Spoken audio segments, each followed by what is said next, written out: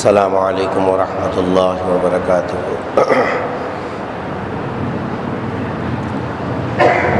بسم اللہ الرحمن الرحیم۔ الحمد للہ رب العالمین والصلاة والسلام علی سید الانبیاء والمرسلین۔ لا الہ الا اللہ الحلیم الکریم، سبحان اللہ رب العرش العظیم، الحمد للہ رب العالمین۔ قال اللہ تبارک و تعالی فی کلامہ المجید والفرقان الحمید۔ فاعوذ باللہ من الشیطان الرجیم، بسم اللہ الرحمن الرحیم۔ انما النسیء زیادۃ فی الکفر، وقال تعالی انا ارسلنا علیہم ریحا صرصرا فی یوم نحس مستمر۔ صدق اللہ العظیم۔ قال النبی صلی اللہ علیہ وسلم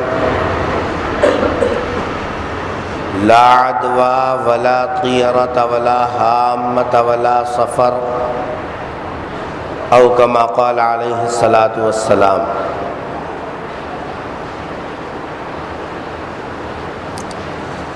عزیزان گرامی،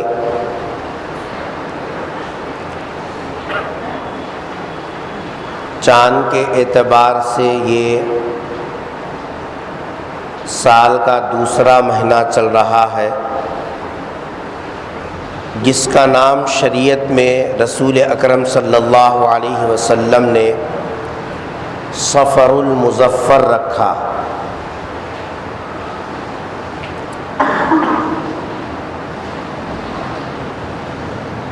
سفر کا مہینہ وہ مہینہ ہے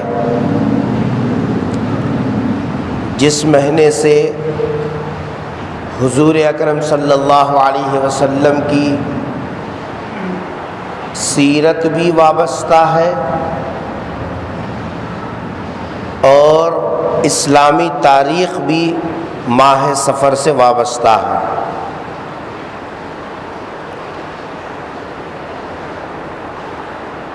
لیکن زمانے جاہلیت سے لے کر سرکار دو عالم صلی اللہ علیہ وسلم کی بعثت سے پہلے جو زمانہ ہے اس کو زمانے جاہلیت کہتے ہیں۔ تو زمانے جاہلیت سے اس مہینے سے متعلق لوگوں میں کچھ غلط فہمیاں اور کچھ بے اعتدالیاں اور کچھ بدعقیدگی اس مہینے میں حضور اکرم صلی اللہ علیہ وسلم کے زمانے سے پہلے سے بھی چل رہی تھی۔ سرکار دو عالم صلی اللہ علیہ وسلم کی شریعت نے اس کی اصلاح فرمائی اور یہ بتلایا کہ لوگوں میں اس مہینے سے متعلق جو بے اعتدالیاں اور بدعقیدگی موجود ہے اس کی کیا اصل ہے اور کیا نہیں ہے۔ چونکہ حضور اکرم صلی اللہ علیہ وسلم کے ہم بھی ماننے والے ہیں، آپ پر ہمارا جیسا ایمان ہے، اور یہ بات طے ہے کہ سرکار کی اطاعت ہی میں دنیا میں بھی ہمارے لیے عزت ہے اور آخرت میں بھی آپ ہی کی اطاعت ذریعہ نجات ہے۔ اس لیے بحیثیت امتی ہمارے لیے یہ ضروری ہے کہ ہم سرکار دو عالم صلی اللہ علیہ وسلم کے ان ارشادات کا جائزہ لیں اور پھر ہمارے اندر جو بے اعتدالیاں اس زمانے میں پائی جا رہی ہیں اس کی اصلاح کر کے نبی کی ہدایت کے مطابق اگر ہم چلیں گے یہ ہمارے لیے جی صاحب ذریعہ نجات ہے۔ اسی مناسبت سے میں نے سورہ توبہ کی ایک آیت کا مختصر سا ابتدائی حصہ پڑھا جس کا تعلق بھی ماہ سفر سے، اور اسی طریقے سے سورہ قمر کی آیت نمبر 19 پڑھی جس کے اندر اس مہینے سے متعلق جو بدعقیدگی ہے اس کی نسبت سے ایک مضمون ہے۔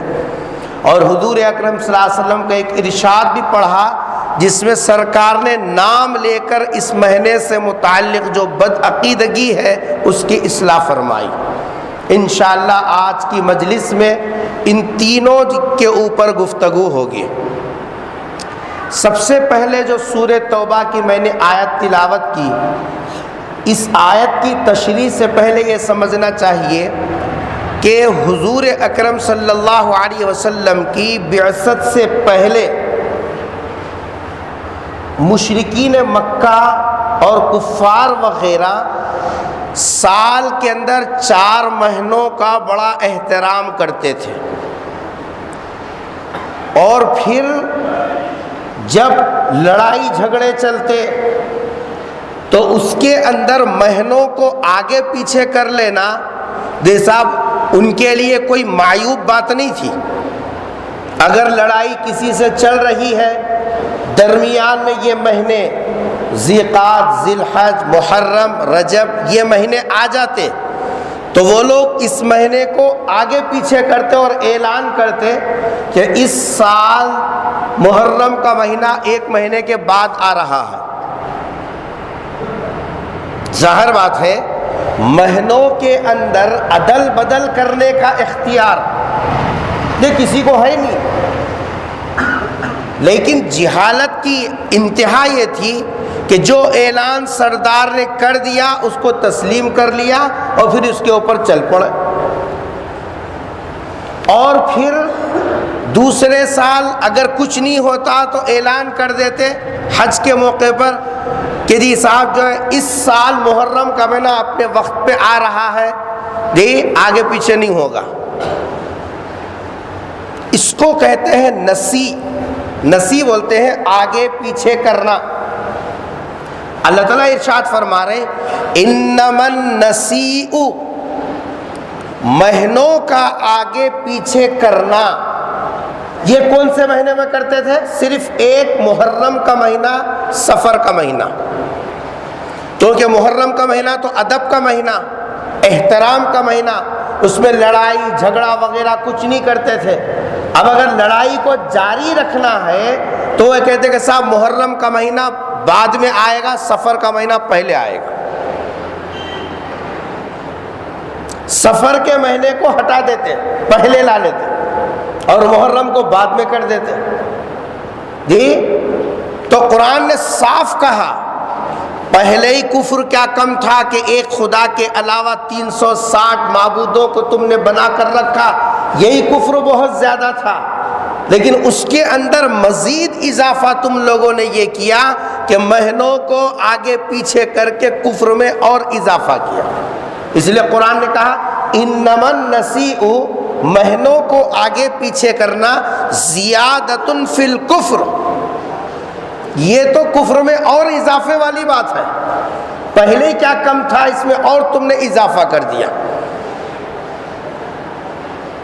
زمانے جاہلیت میں یہ ترتیب تھی، قرآن کریم نے اس کی اصلاح فرمائی۔ اس کے علاوہ بدعقیدگی زمانے جاہلیت میں اس مہینے سے متعلق تھی۔ عرب کے اندر ایک ذہن یہ تھا کہ سفر کا مہینہ منحوس مہینہ ہے۔ حضور کے زمانے سے پہلے ہی لوگوں میں یہ مشہور تھا کہ سفر کا مہینہ کیا ہے، نحوست والا مہینہ ہے۔ ان کے ذہنوں میں ایسا عقیدہ بن گیا تھا، وہ اس مہینے کے اندر کوئی خوشی کا کام نہیں کرتے تھے۔ ظاہر بات ہے انسان کی زندگی میں نفع کا ہونا، مزاج کے موافق کام کا ہونا یا مزاج کے خلاف کام کا ہونا، یہ سب کچھ تو اللہ کے فیصلے پر منحصر ہے، اس میں مہینوں کا کوئی عمل دخل نہیں ہے۔ لیکن ذہن ایسا بنا ہوا تھا عرب کا کہ ماہ سفر یہ نحوست والا مہینہ ہے۔ حضور اکرم صلی اللہ علیہ وسلم نے نام لے کر اس کی اصلاح فرمائی اور ارشاد فرمایا لا عدوى ولا طیرتا ولا حامتا ولا سفر. تم کہتے ہو کہ بیماری ایک دوسرے کو لگتی ہے، فرما کہ ایسا نہیں ہوتا، بیماری جس کو بھی آتی ہے اللہ کے فیصلے سے آتی ہے. دوسرا ارشاد فرما ولا طیرتا، دی پرندوں کا اڑنا، جانوروں کا آمنے سامنے آنا، یہ نحوست کی بات نہیں ہے کہ آدمی سفر پہ جا رہا ہو، سامنے بلی آ گئی، کتا آ گیا تو بولے ارے کام نہیں ہوتا رے. جی فرما کہ ایسا کچھ نہیں ہے. کبوتر کو اڑایا، دائیں طرف سے گیا تو سمجھے کام ہو گیا، بائیں طرف سے گیا تو بولے کہ جی صاحب کام نہیں ہوتا. فرما کہ ایسا کچھ نہیں ہے.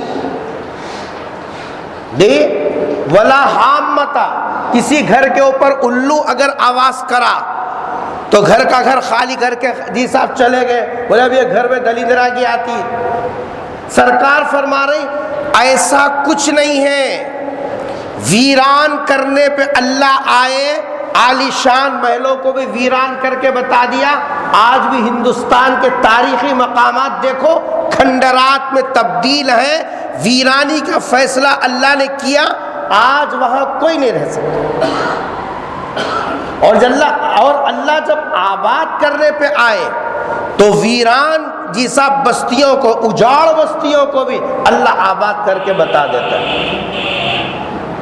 آخر میں فرما ولا سفر، ماہ سفر سے متعلق جو نحوست کا مزاج لوگوں میں بنا ہوا ہے اور جو عقیدہ لوگوں کے ذہنوں میں پیوست ہے کہ سفر کا مہینہ نحوست کا مہینہ ہے، ارشاد فرمایا ولا سفر، سفر کا مہینہ منحوس مہینہ نہیں ہے.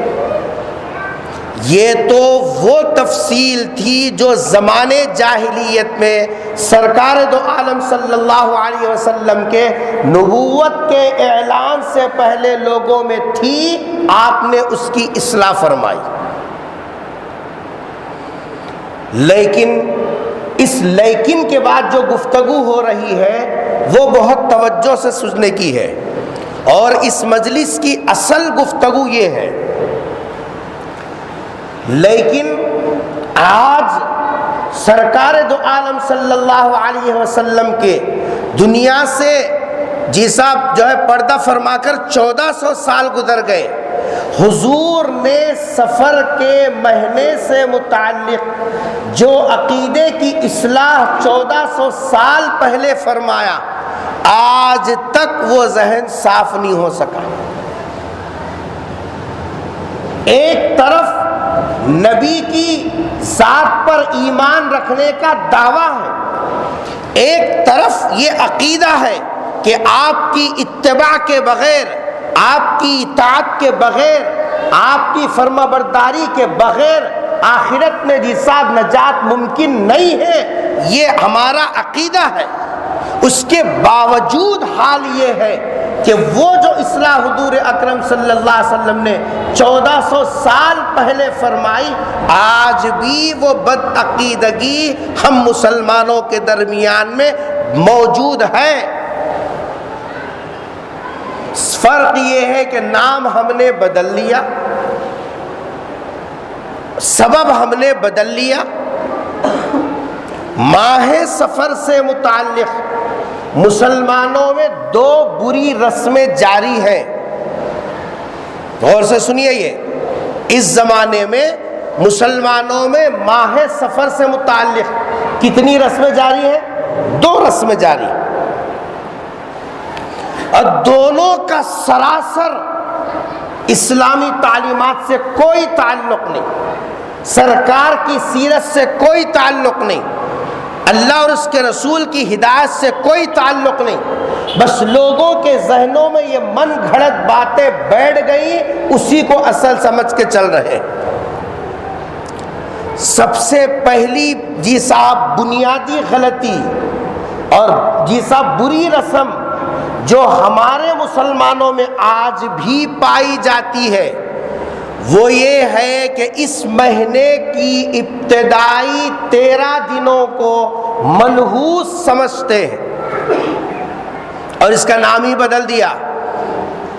سفر کے مہینے کو ہم نے نام ہی بدل دیا, کہہ دیا کہ صاحب 13 تیزی کا مہینہ.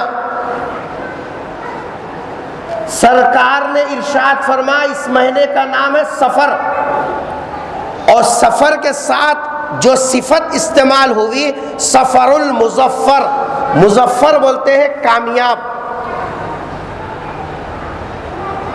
مظفر بولتے ہیں کامیابی کو.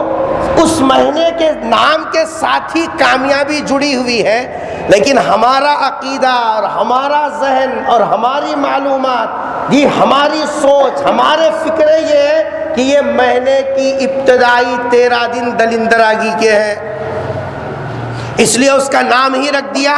13 تیزی کے دن چل رہی, اس واسطے بات چیت کو اب نہیں آتے, یہ 13 دن گزرنے دے, بعد میں بات کریں گے. بیٹھک کرنا ہے, بات چیت کرنا ہے, دیکھنا دکھانا ہے, لینا دینا ہے, کچھ بھی کرنا رہنے دے, ذرا یہ کڑوے دن ہٹ گئے تو پھر اس کے بعد کام چالو. جو عقیدہ جہلائے عرب کا تھا, جو بد عقیدگی عرب کے لوگوں میں تھی, وہی بری بد عقیدگی آج کے مسلمانوں میں. سوال یہ ہے کہ ہمارا یہ ذہن کیوں بنا. ہم اگر گہرائی میں جائیں تو صاف معلوم ہوگا کہ ہم کتنی حقیقت پسندی پر عمل کر رہے ہیں. آخر ان 13 دنوں کو منحوس سمجھنے کی وجہ کیا ہے؟ تو تحقیق کرنے پر لوگوں سے یہ معلوم ہوا چونکہ سرکار دو عالم صلی اللہ علیہ وسلم اس مہینے کے شروع کے 13 دن میں سخت ترین بیمار ہوئے تھے, اس بنیاد پر یہ دن مہینے کے یہ ابتدائی 13 دن نحوست کے. ارے وجہ سمجھ میں آئی کیوں اس کو جی صاحب منحوس سمجھ رہے ہیں یہ 13 دن کو؟ اس لیے کہ ان 13 دنوں میں, مہینے کے شروع کے 13 دنوں میں سرکار کی بیماری بہت زیادہ بڑھ گئی. اس بنیاد پر کہ ان دنوں میں سرکار کی بیماری بڑھ گئی ہے, لہذا ہم ان دنوں کو منحوس دن سمجھتے ہیں. پہلی بات تو یہ ہے کہ ان دنوں میں سرکار کیا بیمار بھی ہوئے؟ پہلا سوال یہ ہے کیا ان دنوں میں سرکار دو عالم صلی اللہ علیہ وسلم بیمار ہوئے؟ دنیا کی پوری تاریخیں جنہوں نے سرکار کی سیرت لکھی بشمول غیر مسلم, سرکار کی سیرت صرف مسلمانی نہیں لکھے, سرکار کی سیرت اسلام کی تاریخ غیر مسلموں نے بھی لکھا. دنیا کے کسی بھی سیرت کی کتاب کو چاہے مسلمان لکھا ہو چاہے دوسرا لکھا ہو, پوری دنیا کی کتابوں کو کھنگالو, کہیں بھی سرکار کی سیرت میں یہ بات آپ نہیں پائیں گے کہ سفر کے شروع کے 13 دن میں سرکار بیمار ہوئے.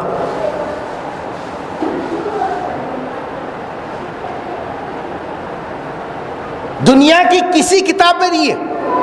احادیث کھنگال کے دیکھو, اسلامی تاریخ کھنگال کے دیکھو, نبی کی سیرت کھنگال کے دیکھو, کہیں بھی آپ کو اشارہ تک نہیں ملے گا سرکار دو عالم صلی اللہ علیہ وسلم سفر کے شروع کے 13 دن بیمار ہوئے. کوئی بیمار نہیں.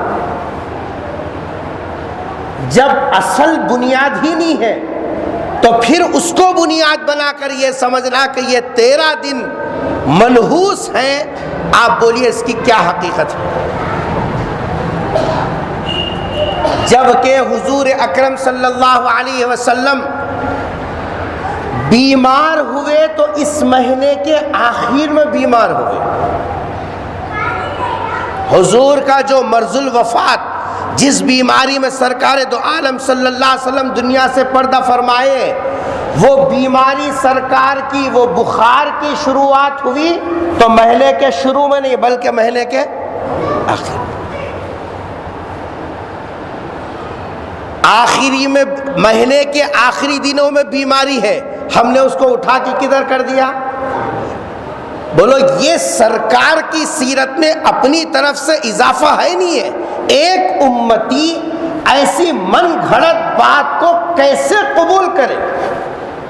نبی کا غلام ہو، نبی کا چاہنے والا ہو، نبی پر مر مٹنے والا ہو، اور نبی کی سیرت سے اتنا غافل، جو چیز نبی کی زندگی میں نہیں ہوئی اس کو قبول کرنا کیا معنی رکھتا؟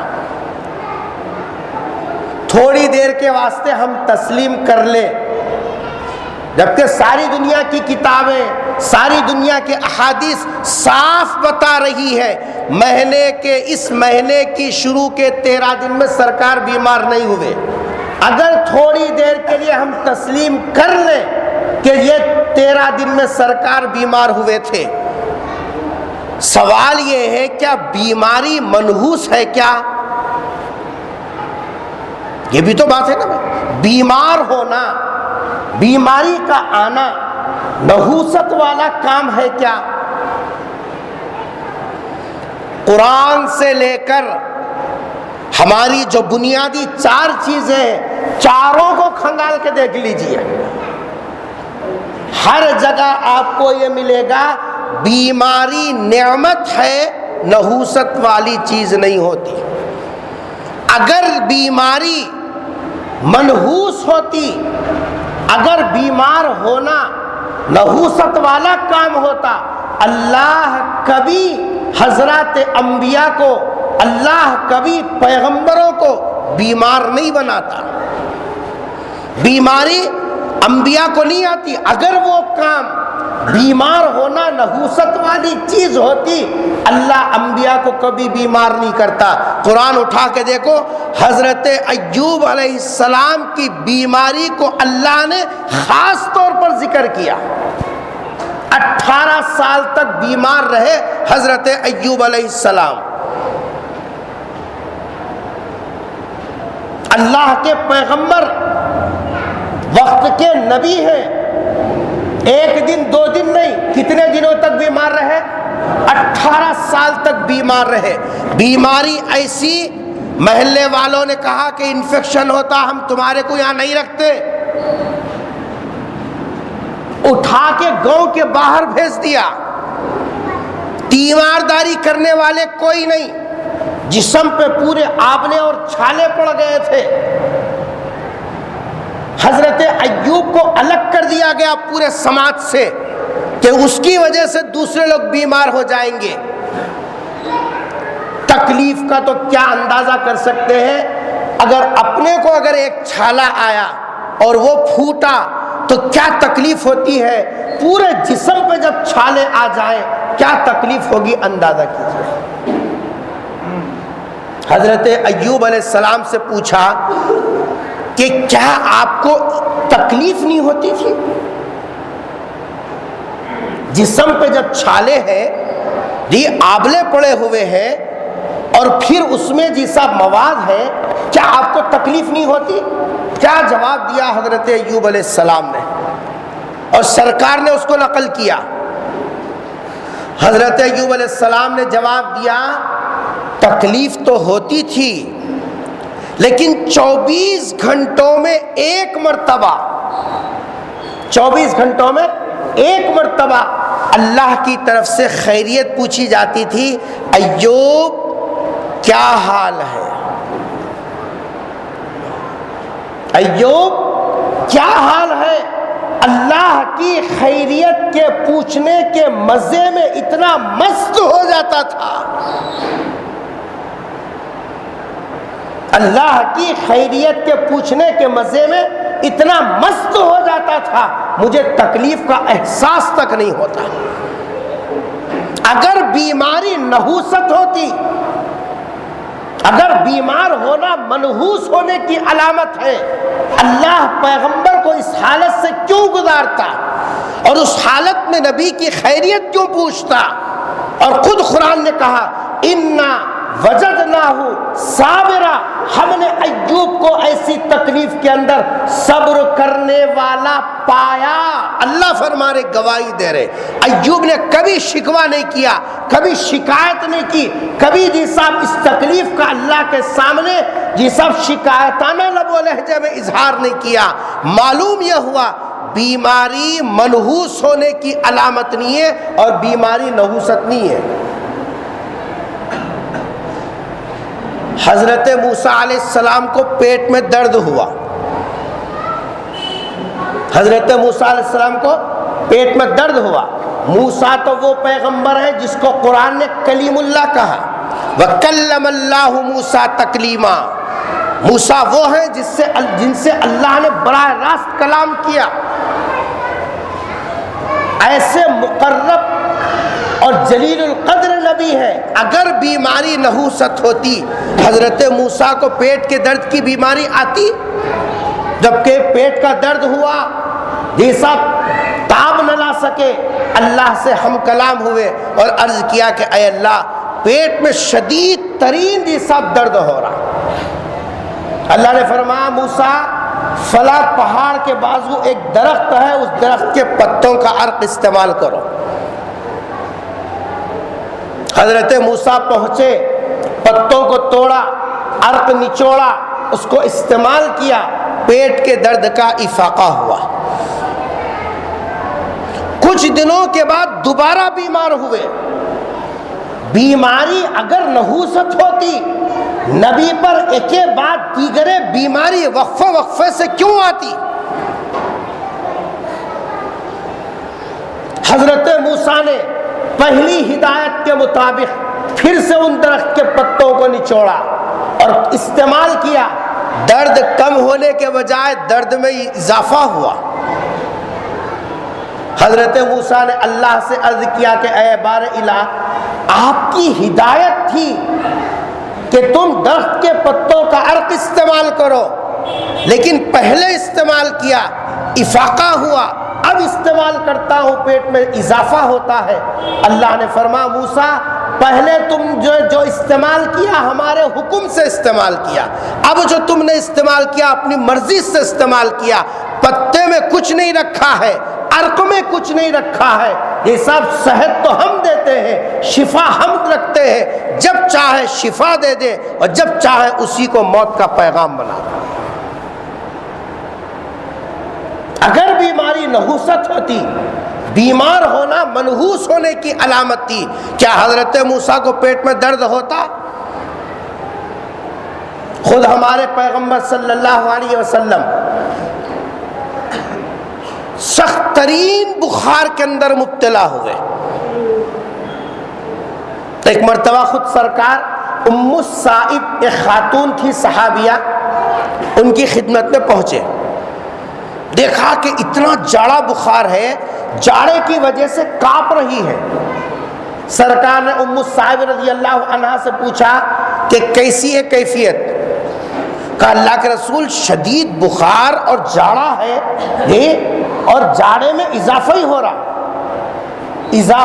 رہا۔ یہ بولتے ہوئے ام السائب نے کہا اللہ اس میں برکت نہ دے، یعنی ابھی جاڑا نہ بڑھے، بیماری میں اضافہ نہ کو ہونے دے۔ یہ جملہ ام السائب نے سرکار کے سامنے ادا کیا۔ اس کے بعد سرکار کا کیا جملہ ہے سنو۔ سرکار دو عالم صلی اللہ علیہ وسلم نے ارشاد فرمایا ام السائب بخار کو برا بھلا مت کہو، یہ میرے نبی کے الفاظ ہیں۔ سرکار نے ارشاد فرمایا بخار کو برا بھلا مت کہو، جو بخار کے اندر مبتلا رہتا ہے اس کے گناہ ایسے جھڑتے ہیں جیسے کہ درخت کے سوکھے ہوئے پتے جھڑتے ہیں، اور اللہ گناہوں سے اس کو پاک کر دیتے ہیں۔ تب جیسا حضور اکرم صلی اللہ علیہ وسلم نے ایک موقع پر ارشاد فرما ایک دن کا بخار 1 سال کے گناہوں کا کفارہ بن جاتا ہے۔ اگر بیماری نحوست ہوتی، اگر بیمار ہونا منحوس پنے کی علامت ہے، سرکار کے یہ فضائل موجود ہوتے؟ خود سرکار دو عالم صلی اللہ علیہ وسلم بخار میں مبتلا ہے۔ حضرت ابو ہریرہ راوی ہے، میں سرکار کی خدمت میں پہنچا، سرکار کی پیشانی کو ہاتھ لگایا تو اتنا گرم پایا کہ میں نے فوراً ہاتھ ہٹا لیا اور کہا اللہ کے رسول، آپ کو تو اتنا بخار ہے جتنا ہم میں 2 آدمیوں کو جتنی بخار آتی، آپ اکیلے کو اتنی بخار ہے؟ سرکار نے فرمایا کہ ہاں، اگر بخار آنا، بیمار ہونا نحوست ہونے کی چیز ہوتی، کیا اللہ اپنے حبیب کو جیسا بیماری کی جیسا چیز عطا فرماتا؟ نحوست کی چیز ہوتی، سرکار کو ملتی، جبکہ سرکار دو عالم صلی اللہ علیہ وسلم خود بخار کی حالت سے گزرے، بیماری کے ایام میں حضور اکرم صلی اللہ علیہ وسلم گزرے، اور حضور نے ارشاد فرمایا بیماری کے اندر مبتلا ہونے والا گناہوں سے ایسے پاک جیسے کہ بھٹی کے اندر لوہا ڈالنے سے لوہے کا زنگ جیسے صاف ہو جاتا ہے، بیماری کے اندر ایمان والے کے گناہ اللہ تبارک و تعالیٰ ویسے دور فرما دیتے ہیں۔ اور پھر دوسری طرف حضور اکرم صلی اللہ علیہ وسلم نے بیمار کی مزاج پرسی کی مستقل فضیلت ارشاد فرمائی۔ کیا ارشاد فرمایا؟ ارشاد فرمایا کہ اگر کوئی صبح میں کسی بیمار کی عیادت کرتا ہے اور اس کی مزاج پرسی کرتا ہے، خیر خیریت دریافت کرتا ہے، اٹھا کے دیکھو میرے آقا نے کیا فرمایا، سرکار دو عالم صلی اللہ علیہ وسلم نے ارشاد فرمایا شام تک 70,000 فرشتے اس عیادت کرنے والے، مزاج پرسی کرنے والے کے لیے ثواب لکھتے رہتے ہیں۔ 70,000 فرشتے، صبح کو کیا شام تک اور شام کو کیا صبح تک۔ اگر بیماری نحوست ہوتی کیا سرکار عیادت کی ترغیب دیتے؟ حضور اکرم صلی اللہ علیہ وسلم نے عیادت کا طریقہ بتلایا، فرمایا کہ من عاد فلیخفف، جب تم کسی کے پاس عیادت کرنے جاؤ، کسی بیمار کے پاس جاؤ مزاج پرسی کے لیے، فرمایا کہ وہاں جا کے بیٹھ ہی نہیں جانا، مختصر سا وقت وہاں گزار کے آ جانا، ہلکی عبادت کرنا، عیادت بالکل مختصر وقت میں ہونا۔ من عادہ، جو کسی کی عیادت کرے، فلیخفف، بس ہلکی سی عیادت کرے، خیر خیریت پوچھ لے، اس کے بعد میں آ جائے۔ یہ نہیں کہ تکیہ لگا کے وہیں بیٹھ گیا گھنٹوں، بیمار ہے، بے تکلف رہنا چاہتا ہے، اس کے کیا تقاضے آپ کو نہیں معلوم کہ آپ وہیں جمع کے بیٹھ گئے تو بیمار کو بیماری کی تکلیف کے علاوہ آپ کے موجودگی میں اور تکلیف میں اضافہ ہوگا۔ سرکار نے آداب بتلائے، ارشاد فرما جب کسی بیمار کے پاس جاؤ اس کے سرہانے دعا پڑھو، اسأل اللہ العظیم رب العرش العظیم ان یشفیکا، 7 مرتبہ یہ دعا پڑھ کے آؤ۔ موت اگر مقدر میں نہیں ہے، اس بیماری سے ہر حال میں شفا اللہ تبارک و تعالیٰ دے گا۔ اگر بیماری نحوست ہوتی اور بیمار ہونا منحوس پنے کی علامت ہے تو سرکار نے یہ سب ہدایتیں کیوں دی؟ اور خود سرکار نے عیادت فرمائی اور اپنی امت کو ترغیب دی۔ ارشاد حضور اکرم صلی اللہ علیہ وسلم کے پاس خدمت کرنے والا ایک یہودی لڑکا تھا، غیر بھی سرکار کی صحبت سے فائدہ اٹھاتے تھے، خدمت کرتا تھا، نبی کی خدمت، بیمار ہو گیا، چند دن سے نظر نہیں آیا، حضور نے تحقیق کروائی، معلوم ہوا کہ وہ بیمار ہے، بلکہ اب یہ تب کی کیفیت میں۔ سرکار دو عالم صلی اللہ علیہ وسلم فوراً اس لڑکے کے گھر گئے، اگرچہ کہ غیر تھا، اور اس سے جا کر بات چیت کی، خیر خیریت پوچھی، باپ کو دیکھا کہ جیسا مرجھایا ہوا چہرہ ہے، بچے کے چہرے کو دیکھا، محسوس کیا کہ اس کا آخری وقت آ گیا، سرکار دو عالم صلی اللہ علیہ وسلم نے فرمایا کہ جو ہے بیٹا کلمہ پڑھ لے، کامیاب ہو جائے گا، کلمہ پڑھ لے۔ بچہ بستر پہ لیٹا ہوا کبھی سرکار کے چہرے کو دیکھتا، کبھی باپ کے چہرے کو دیکھتا، کبھی سرکار کے چہرے کو دیکھتا، کبھی باپ کے چہرے کو دیکھتا، تو باپ نے محسوس کیا کہ بچہ کشمکش میں آ گیا، میں نبی کی بات مانوں یا باپ کی بات مانوں؟ باپ کا طریقہ تو یہودیت پر ہے اور یہ محمد تو کسی اور راستے کی طرف بلا رہے ہیں۔ تو باپ محسوس کر کے خود کہنے لگا اطاع ابو القاسم، اے میرے بیٹے، ابو القاسم سرکار کی کنیت ہے، ان کی بات مان لے، سرانے نبی کھڑے ہوئے ہیں۔ بچہ ادھر کلمہ پڑا، اس کی روح پرواز کر گئی، سرکار مسکراتے چہرے کے ساتھ باہر آئے ہیں اور ارشاد فرمایا کہ جی صاحب جو ہے اس کے گناہ معاف ہو گئے اور یہ جنتی ہو گیا۔ عیادت حضور نے خود کر کے بتلا۔ آپ کی عیادت تو اتنی مشہور تھی، مکے کے اندر بھی دشمن بھی آپ کو بلانا چاہتے تو بیماری کا بہانہ کرتے۔ وہ قصہ آپ نے نہیں سنا؟ ابو جہل نے نبی کو تکلیف دینے کے لیے اپنے گھر میں بڑا گڑھا کھودا اور پھر اس کے اوپر یہ سب پتے بچھوائے اور اندر جی صاحب بیمار بن کے بیٹھا، لوگوں سے حضور تک بات پہنچائی کہ ابو جہل بیمار ہے، جا کے بولو۔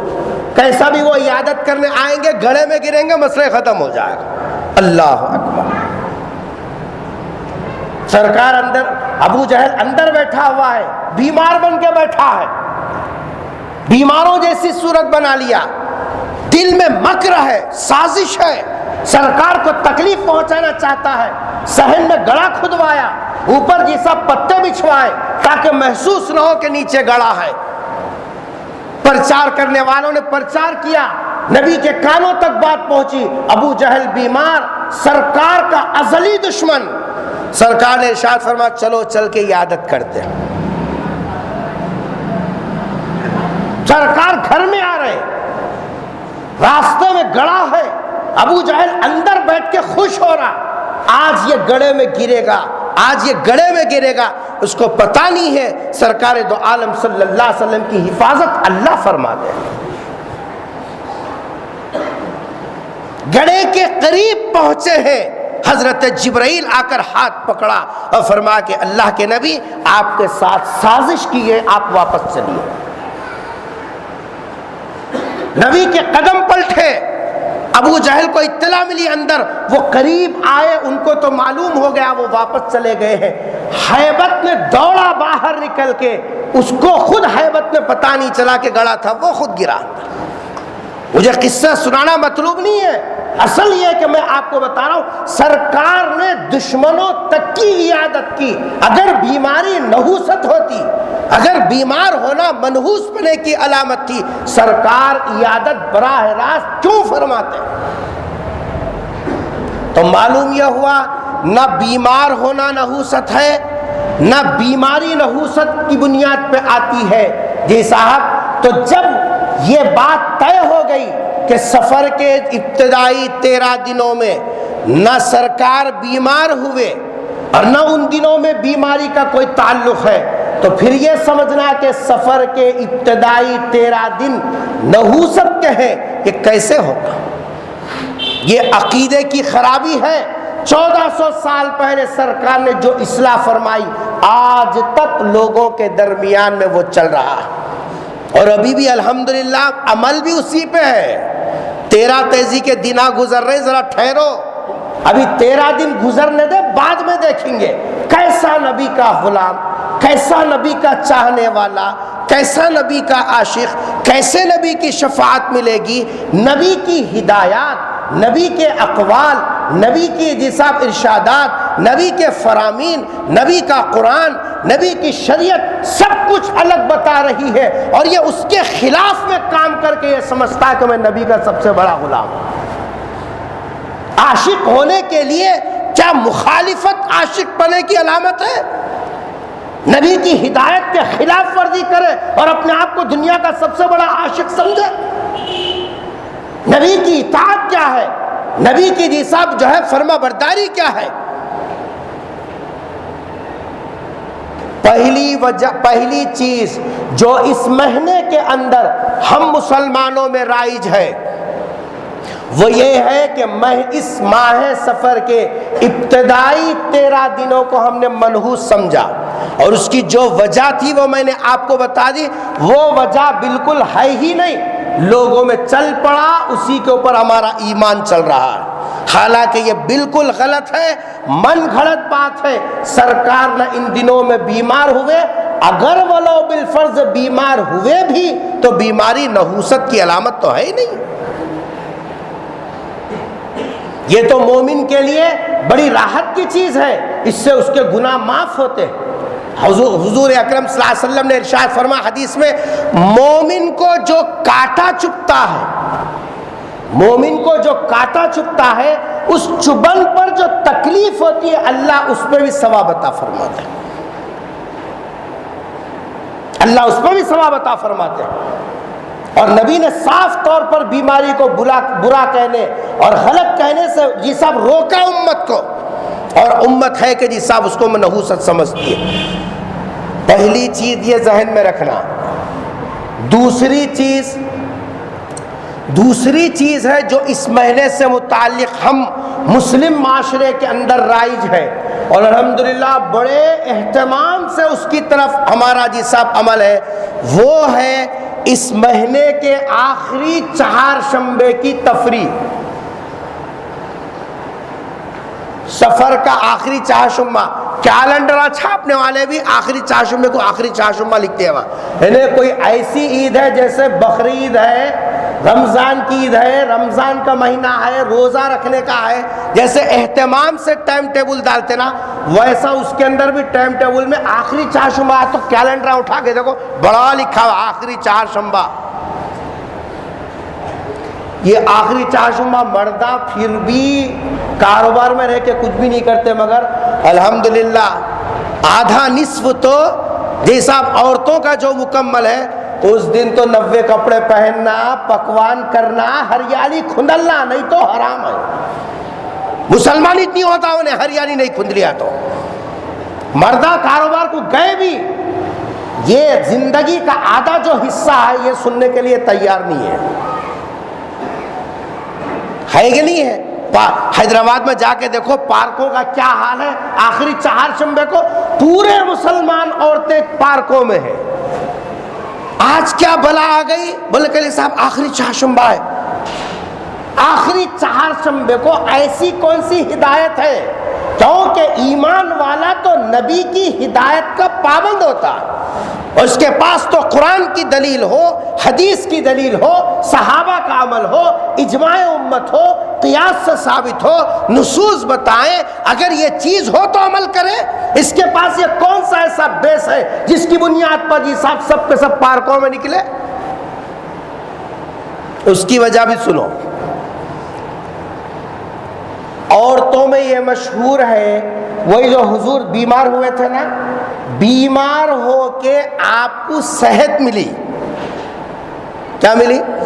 صحت ملی۔ سبحان اللہ، صحت کی خوشی میں سرکار ہریالی کھن لیتے گا۔ مکہ مدینہ تو اللہ جن کو حج نصیب کیا وہ سب جاتے ہیں، اللہ سب مسلمانوں کو جیسا مقامات کا دیدار بار بار کرنے کی توفیق نصیب فرمائے۔ ان لوگوں کو پوچھو وہاں کتنے ہریالیاں ہیں، پورا پتھریلا علاقہ، پورا پہاڑی علاقہ، پورا ریگستانی علاقہ۔ اب ایک زمانہ تھا، ابھی 15 سال پہلے تک عرفات کے میدان میں پیٹوں کے اوپر چھالے آ جاتے تھے، چھاؤں نام کی چیز نہیں تھی۔ جنرل ضیاء کو اللہ جی صاحب اس کی قبر کو نور سے بھرے، انہوں نے وہاں یہاں سے لے جا کر نیم کے درخت لگائے عرفات کے میدان میں۔ اب جو نیم کے جھاڑا ہیں جنرل ضیاء نے لگوایا، وہ تب جا کر تھوڑی چھاؤں نصیب ہوئی، ورنہ تو چل چلاتی دھوپ میں آسمان کے نیچے حاجیوں کو لاکھوں حاجی کھڑے رہتے تھے، جیسا آپ کچھ نہیں کر سکتے تھے۔ ہریالی کا وہ سرکار کے زمانے میں ہریالی کا تصور، خلابے ملانے والوں نے ایسے جوڑ بٹھائی، ان کی دکان چمکنا ہے کدھر جا کے، لوگوں کے ایمان سے کھیلا۔ ان کے عقیدوں کو برباد کیا، نبی کی غلامیت میں کھوٹ پیدا کیا، سرکار دو عالم صلی اللہ علیہ وسلم کے امتیوں کو رسم و رواج میں لگا کر نبی کی صحیح اتباع اور تابعداری سے روکا۔ مجرم ہے مجرم یہ لوگ۔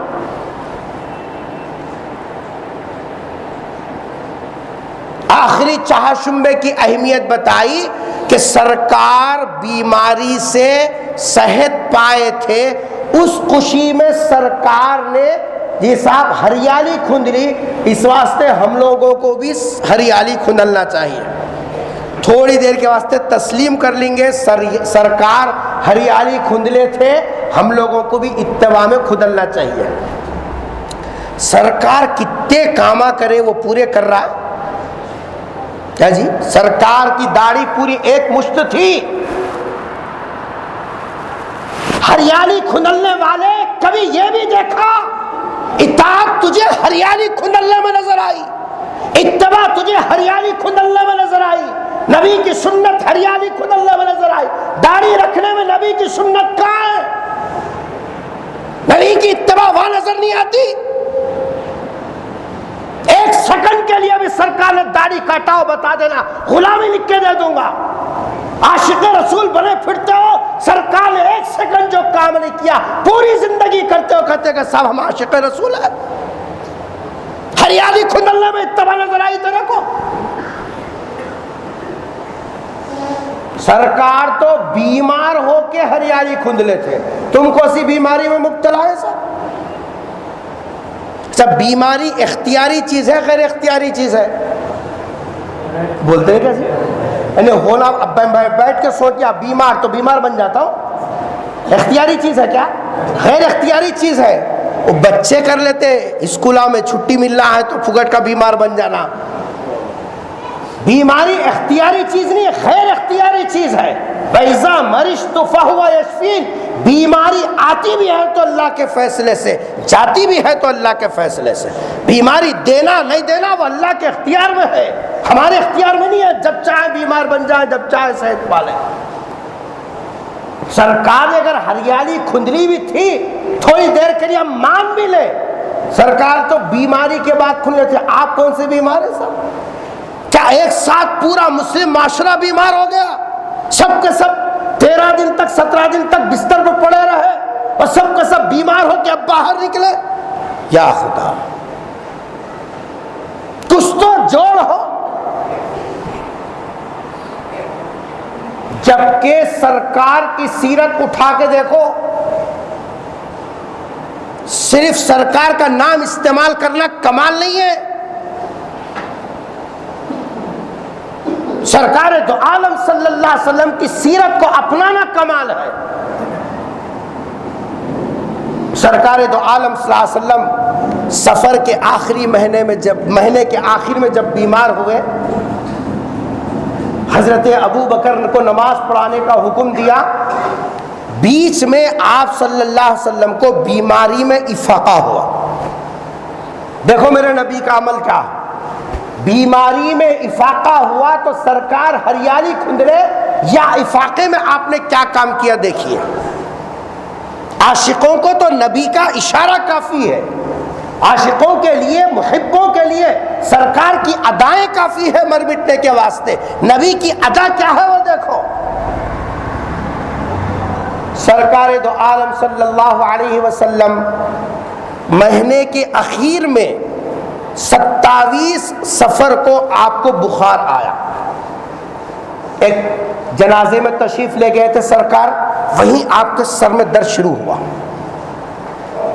جب گھر واپس تشریف لائے تو زبردست بخار چڑھ گیا، اتنا بخار سرکار کو آپ کے بازو لکڑی کے جیسا پیالے میں پانی رکھ کے بار بار کپڑا ڈبا کے جیسا پیشانی پوچھتے، پٹی ڈالنا جس کو بولتے نا، ہائی ٹیمپریچر ہو گیا تو پٹیاں بدلو سرکار کے چہرے کو بار بار پوچھنا، اس درجے کا بخار سرکار کو آیا۔ اور سر میں درد میں اضافہ، بخار میں اضافہ، درد میں اضافہ، بخار میں اضافہ، اتنا بخار میں بے ہوشی آ گئی سرکار کی۔ عشاء کا وقت ہوا، صحابہ مسجد میں انتظار میں بیٹھے، سرکار آئیں گے تو نماز پڑھیں گے۔ رات کے 11 بجے سے زیادہ وقت ہو گیا. سرکار دو عالم صلی اللہ علیہ وسلم کو ہوش آیا. حضور نے پوچھا کیا لوگوں نے نماز پڑھ لی؟ کہ اللہ کے رسول نماز نہیں پڑھی، آپ کے انتظار میں. سرکار نے فرمایا کہ ٹھیک ہے لاؤ، تب لاؤ، میں غسل کروں گا، غسل کر کے اس کے بعد نماز کے لیے جاؤں گا. تب لایا گیا. آپ صلی اللہ علیہ وسلم غسل کیا. غسل فرمانے کے بعد مسجد میں آنے کا ارادہ کیا، پھر بے ہوش ہو.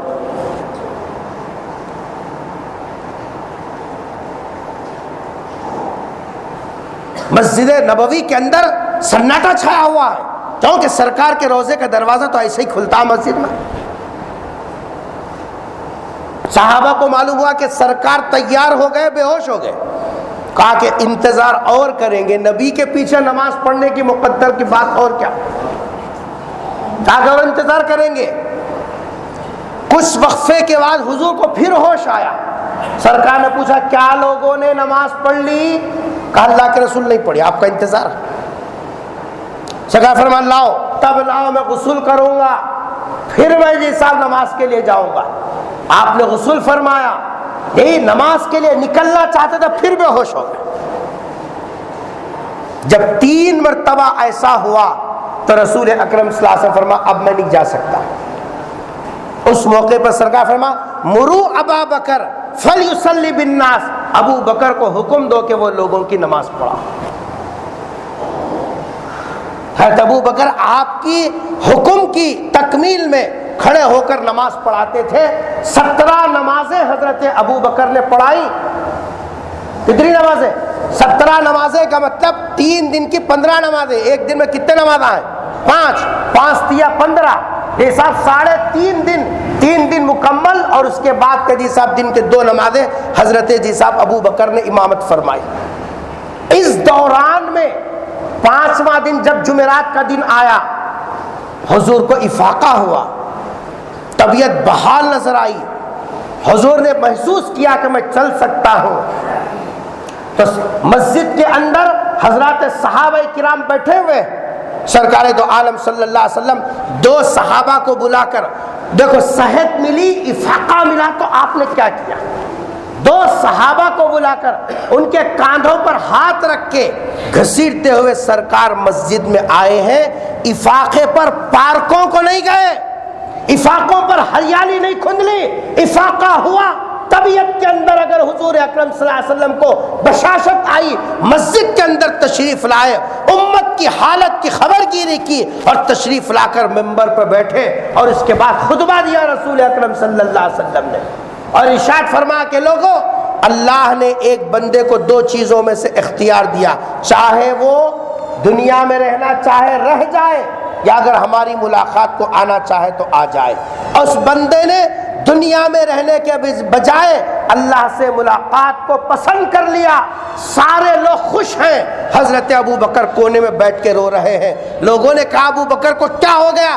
اللہ کے رسول تو کسی ایک بندے کا قصہ سنا رہے. فرمایا نہیں، یہ بندہ کوئی دوسرا نہیں ہے، یہ اللہ کے رسول صلی اللہ علیہ وسلم ہے. اللہ نے اختیار دیا نبی کو، چاہے تو اور تم دنیا میں رہو یا پھر ہماری ملاقات کے لیے آ جاؤ.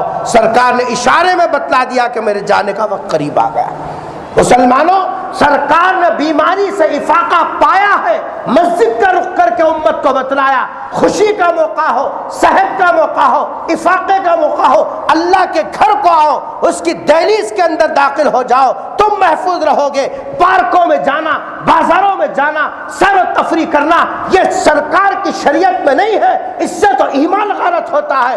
ہم نے سرکار کی صحت کو ان تفریح گاہوں کے ساتھ کیسے جوڑا؟ کم سے کم نبی کی نسبت کا تو خیال کرتے. نبی کی ہدایت اور نبی کا عمل اور ہمارے عقیدے کچھ اور ہیں. اور یہ میں سمجھ رہے کہ جی صاحب آخری چاشمبا، یہ صاحب جو ہے یہ کوئی ثواب کی چیز، کوئی برکت کا کام، یہ سب کوئی نیکی کا کام، ایسے دھڑلے کے ساتھ پورے عورتیں جی صاحب پارکوں میں جا رہے جیسے کہ کوئی نیکی کا اور ثواب کا کام کرنے کے لیے جا رہا ہے.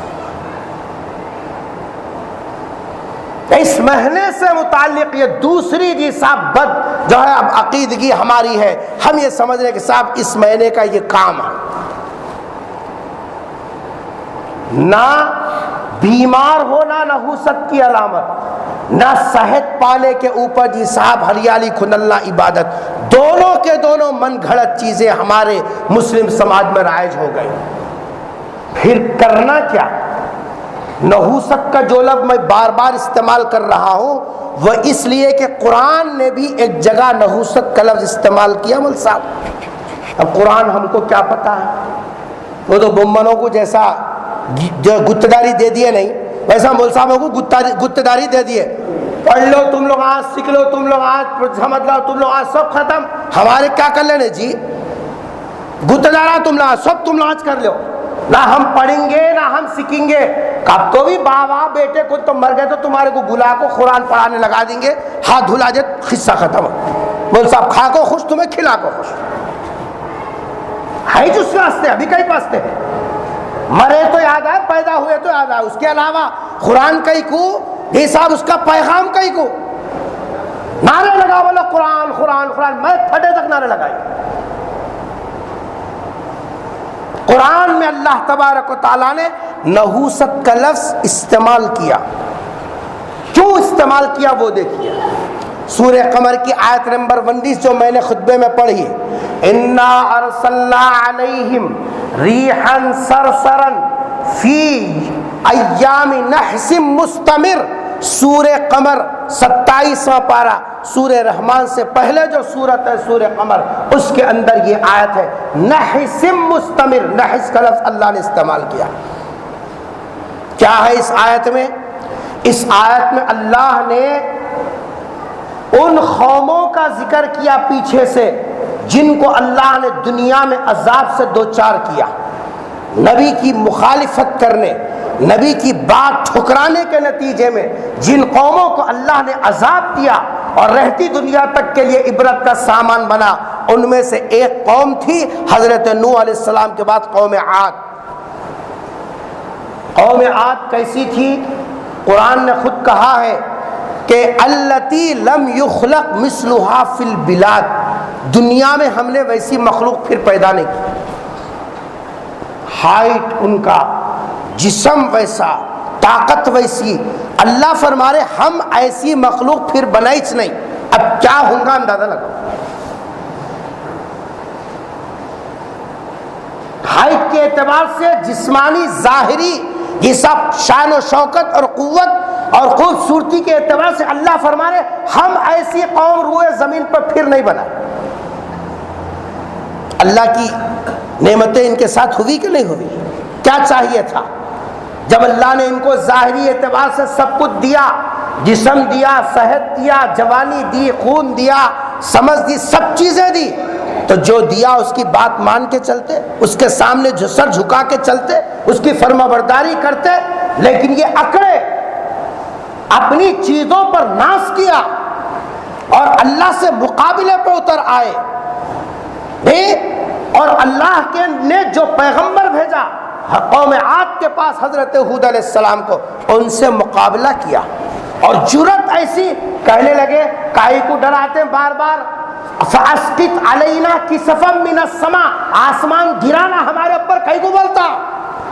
جرأت دیکھو ان کی، اللہ کے عذاب کو مانگنے کے اوپر آ گئے۔ کیسا ان کے اندر جیسا میں پنا آ گیا تھا، اور کیسا غرور ان کے اندر آ گیا تھا، اور کیسی عقل ان کے اندر آ گئی تھی، اپنی چیزوں کو دیکھ کے ناز کرتا ہے۔ اللہ کی قدرت کے سامنے تیری کیا حیثیت ہے؟ خالی یہ انگلی کا یہ جو پور ہے نا، پور کے اندر اگر خالی ایک دھسی چبھی، رات تمام نہیں سو سکتا، پوری پہلوانی نکل جاتی تیری۔ کس پہ اکڑنا؟ جوانی پہ اکڑ، گرم خون پہ اکڑ، ہڈیوں کی مضبوطی پہ اکڑ۔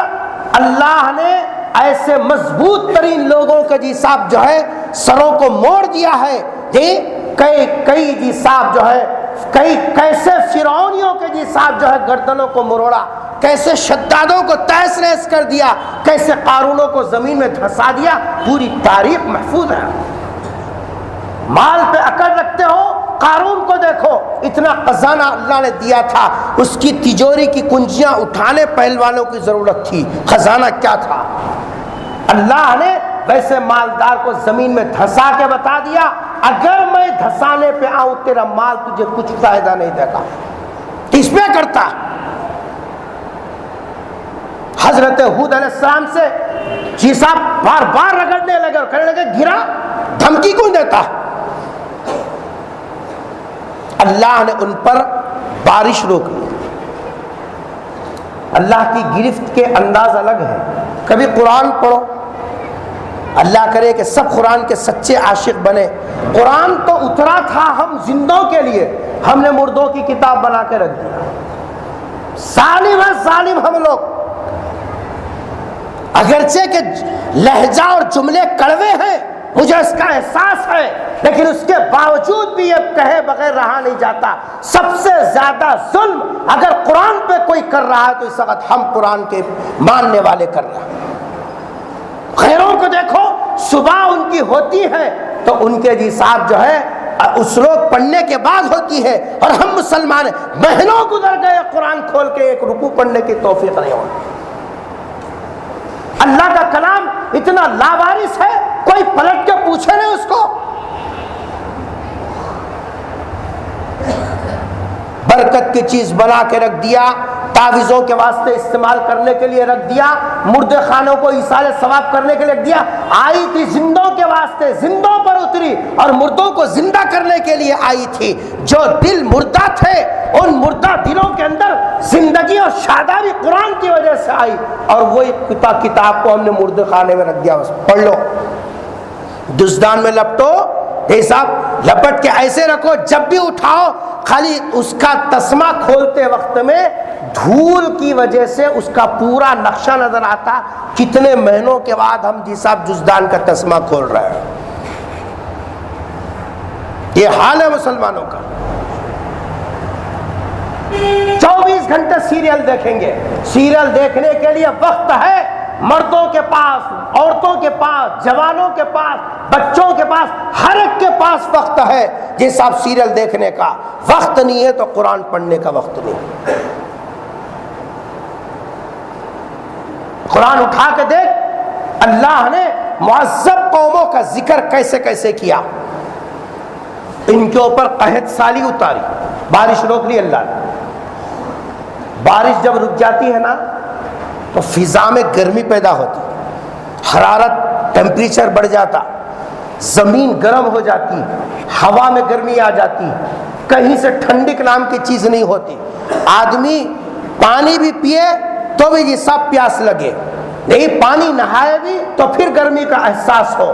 اس کے اندر جو ہوا میں نرمی ہونے کی وجہ سے جو سکون اور راحت ہونا چاہیے تھا وہ راحت ختم ہو جاتا. دیکھتا نہیں گرما کے دنوں میں سب اتار کے سو جائے تب بھی نہیں آتی, بیٹھ کے ہاں ہوں کرتا رہتا. کیوں؟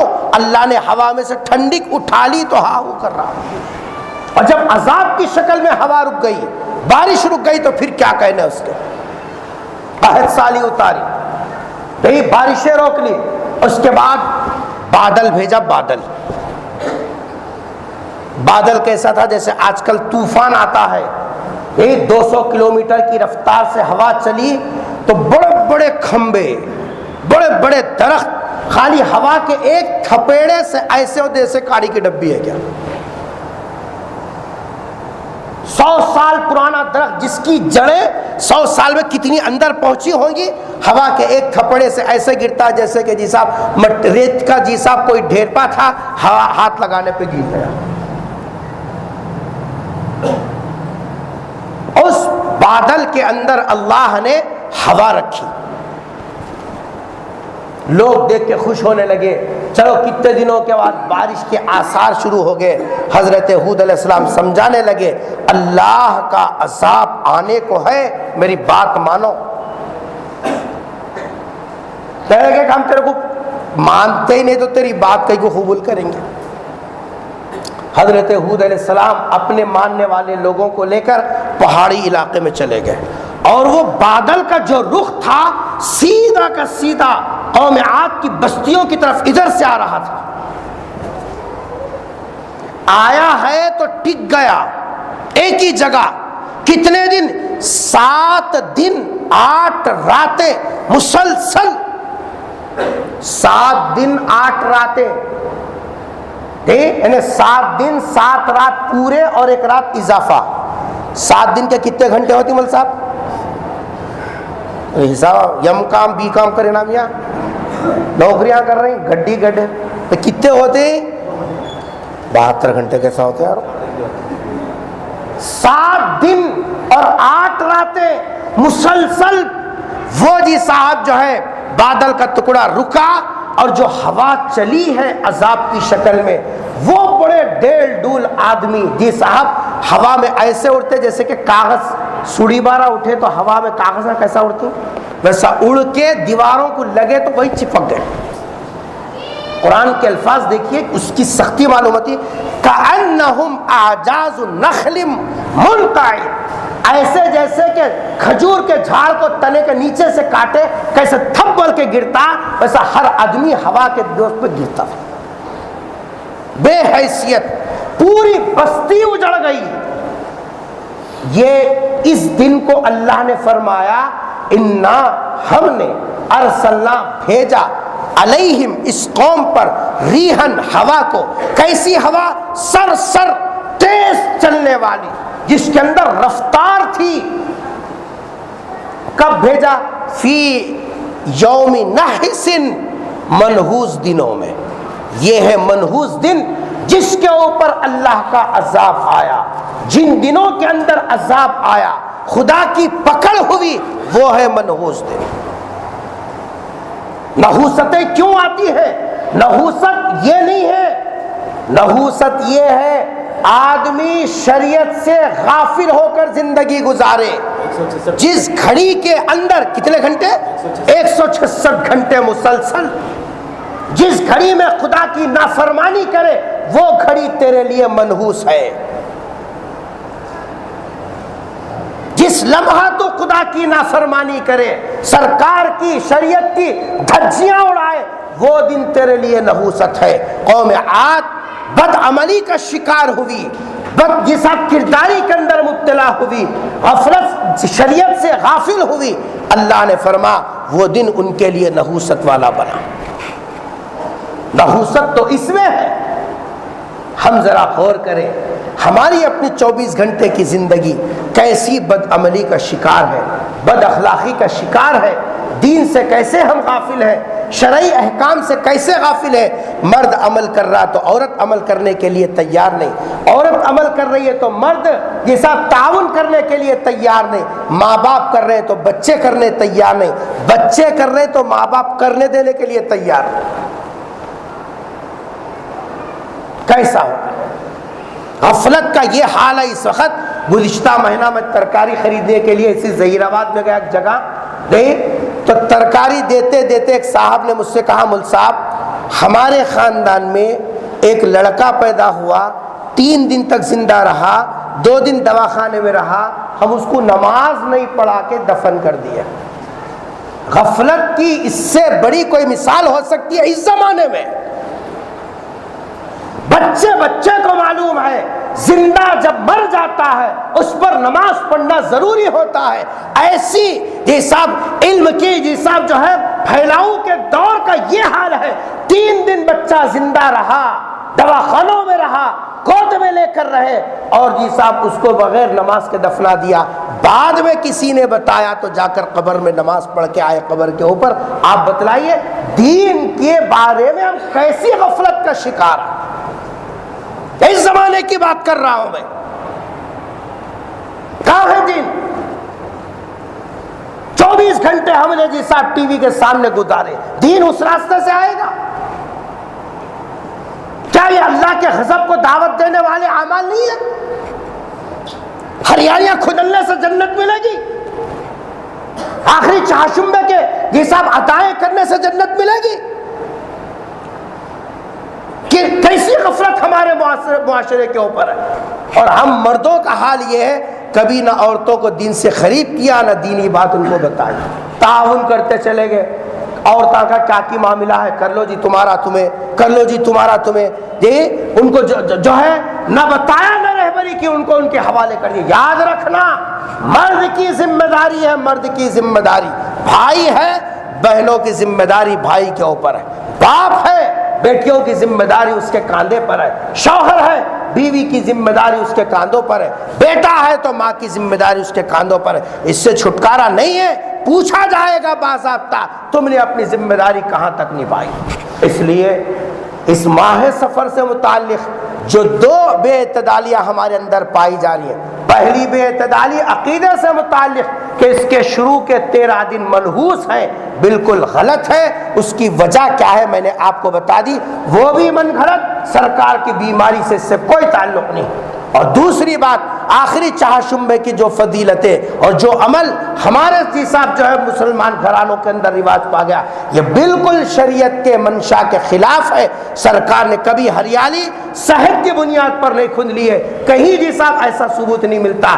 عورتوں کو گھر سے باہر جانے دینا، اس کو نیکی اور کار ثواب سمجھنا شریعت میں اضافہ ہے اور یہ گمراہی ہے۔ دعا کیجیے کہ اللہ تبارک و تعالی ہم سب کو صحیح قرآن و حدیث کو سمجھنے اور اس پر عمل کرنے کی توفیق نصیب فرمائے۔